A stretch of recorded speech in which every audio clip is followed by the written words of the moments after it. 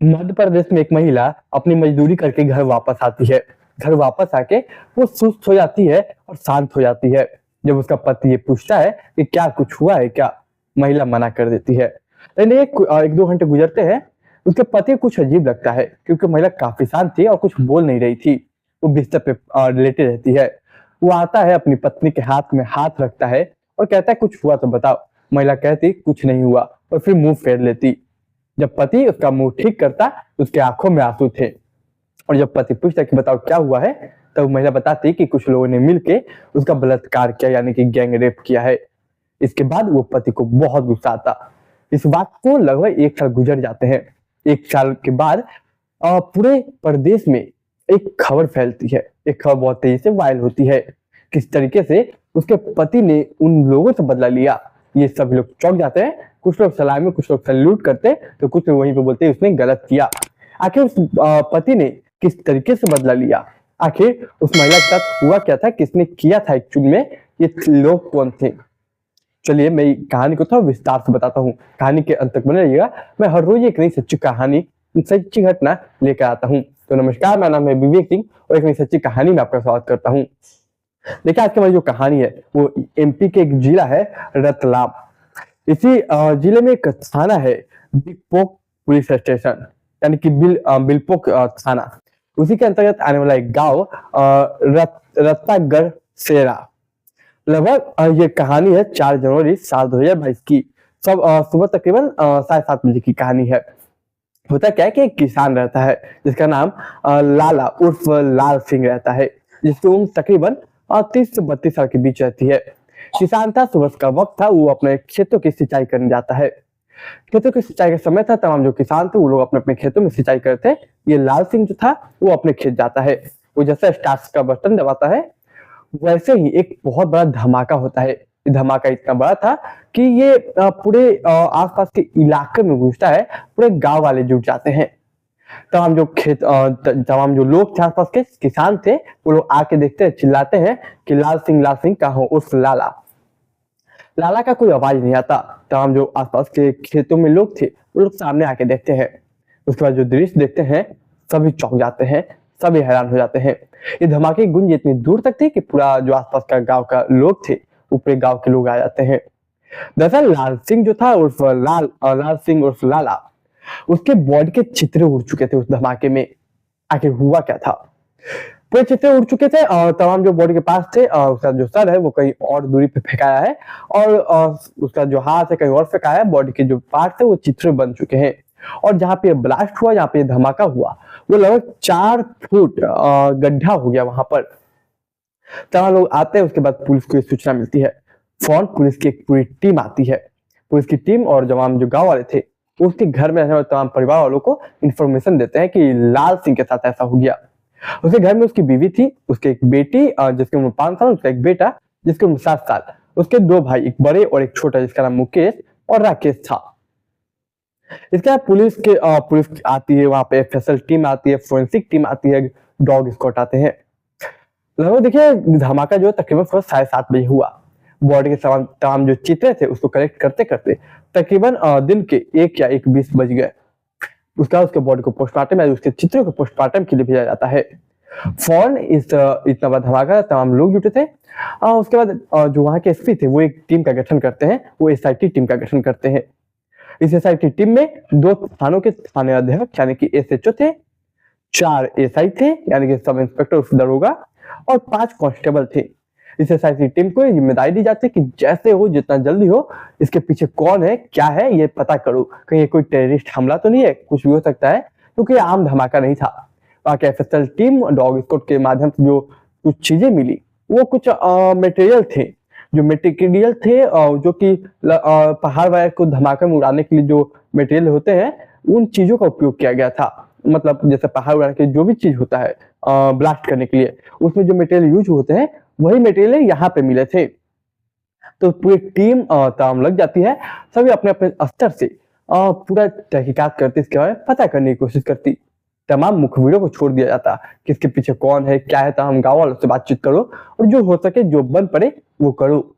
इसके बाद लगभग ये भी सूचना फैलाई जा रही थी कि इसकी सरकार ये घोषणा है कि जो भी अपराधी के बारे में इस घटना से जुड़ी कोई भी जानकारी देगा, तकरीबन उसे 10,000 रुपए का इनाम भी मिलेगा। उसको इंफॉर्मेशन गुप्त रखा जाएगा और पुलिस उसकी दोस्त बनकर रहेगी।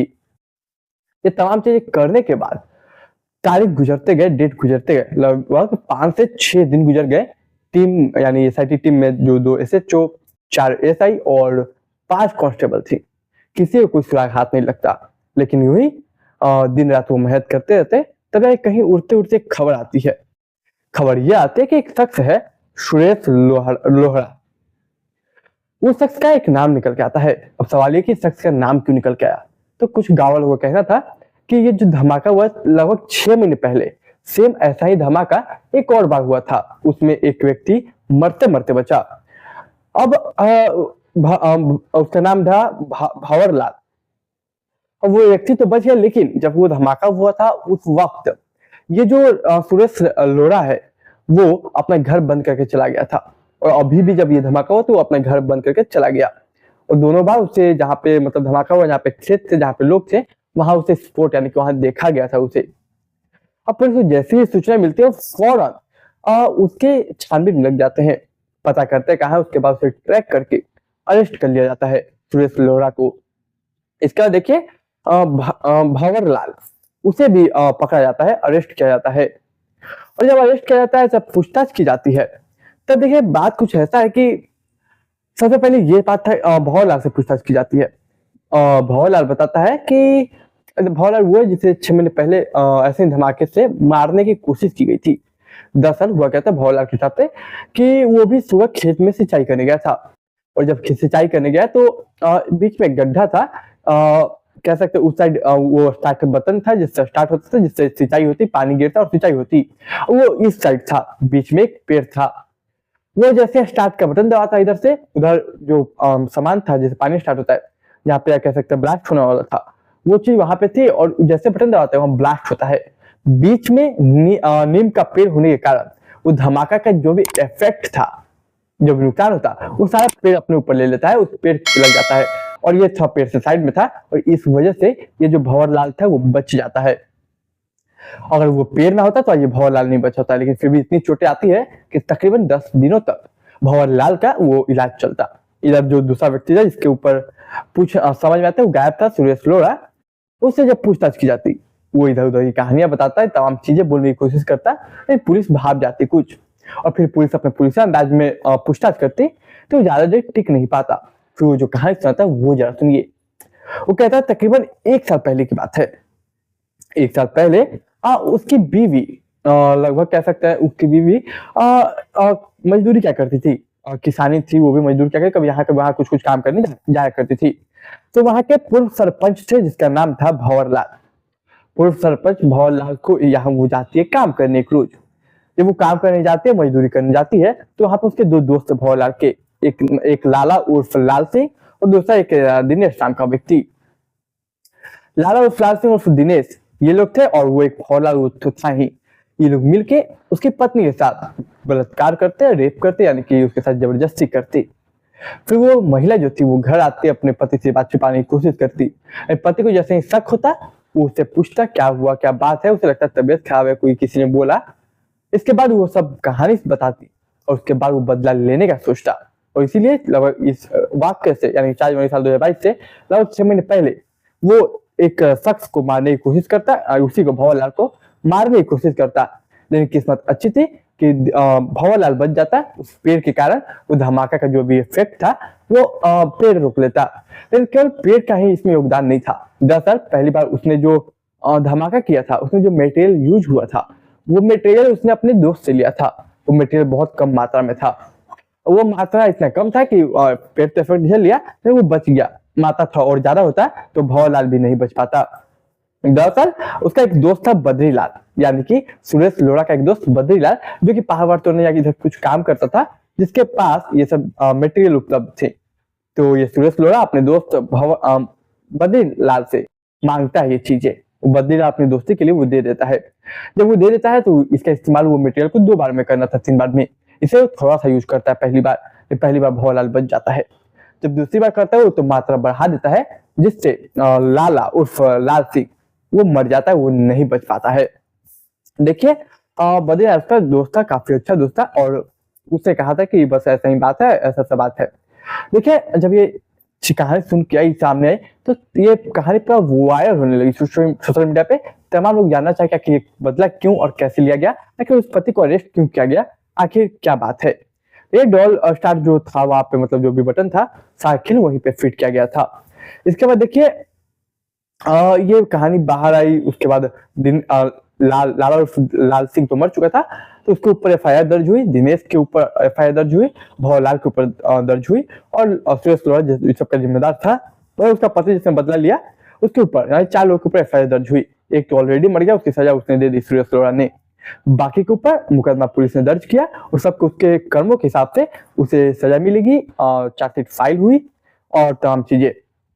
सवाल ये कि आखिर वो पुलिस के पास क्यों नहीं गया। जब ये बात पूछी गई तो वो बोलता है, यहाँ पे 2 थ्योरी एक्चुअली निकल के आते हैं मीडिया वालों के माध्यम से। पहला थ्योरी कि वो पुलिस के पास गया लेकिन पुलिस वालों ने नहीं सुनी, तब जाके इसे अपने हाथ कानून लेना पड़ा। और दूसरी थ्योरी ये कहती है कि शायद ये इज्जत की वजह से, मतलब कि जाएगा पुलिस में, इज्जत बाहर आएगी पत्नी की, इस वजह से वो पुलिस स्टेशन नहीं गया। ये 2 थ्योरियां थी, लेकिन ये थ्योरी कौन सी सही है ये कहना मुश्किल है, क्योंकि क्लियरफाई नहीं हो पाया। जैसे सोशल मीडिया पे आई तो तमाम लोगों ने इसके पति को, यानी कि जो शख्स था उसे सल्यूट किया गया, और सल्यूट किया गया कि आपने बहुत अच्छा काम किया। कुछ लोग इसकी आलोचना किया कि ये गलत काम था, आपको पुलिस की मदद लेनी चाहिए थी और तमाम चीजें आपको अपने हाथ में कानून नहीं लेना चाहिए था, और भी रास्ते थे, प्रोटेस्ट करते, तमाम चीजें करते तो शायद ऐसा ना होता। कहीं ना कहीं पुलिस को भी लोगों ने कहा कि पुलिस को मतलब ऐसे केसों में ध्यान देना चाहिए, वरना कब क्या हो जाए सब अपने हाथ में ही कानून लेने लगेंगे। लेकिन क्या सही क्या गलत वो आप कमेंट बॉक्स में अपनी विचारधारा के माध्यम से जरूर बताइएगा कि क्या सुरेश लोहरा ने सही किया अपनी पत्नी का बदला लेकर, या फिर उसने गलत किया। सबकी अपनी विचारधारा होगी, सभी की अपनी राय होगी, लेकिन सभी का जो कहानी था वो मैंने आपको बताया। तो बताइए आप अपने अपनी विचारधारा कमेंट बॉक्स में रखिए। देखिए मैं अक्सर सच्ची घटना बताता हूँ, तो देखिए ये कहानी सुनने को देश किसी की भावना को, किसी के दिल को ठेस पहुंचाने, केवल समाज में जागरूकता फैलाना था। तो मैं मिलूंगा एक नई कहानी में, तब तक इस कहानी को ज्यादा शेयर कीजिए जिससे समाज में जागरूकता फैले। अपने दोस्त, रिश्तेदार, परिवार सभी के साथ शेयर कीजिए। अपनी विचारधारा कमेंट बॉक्स में रखना ना भूले। मैं मिलूंगा एक नई कहानी में, तब तक के लिए आप मुझे इजाजत दीजिए।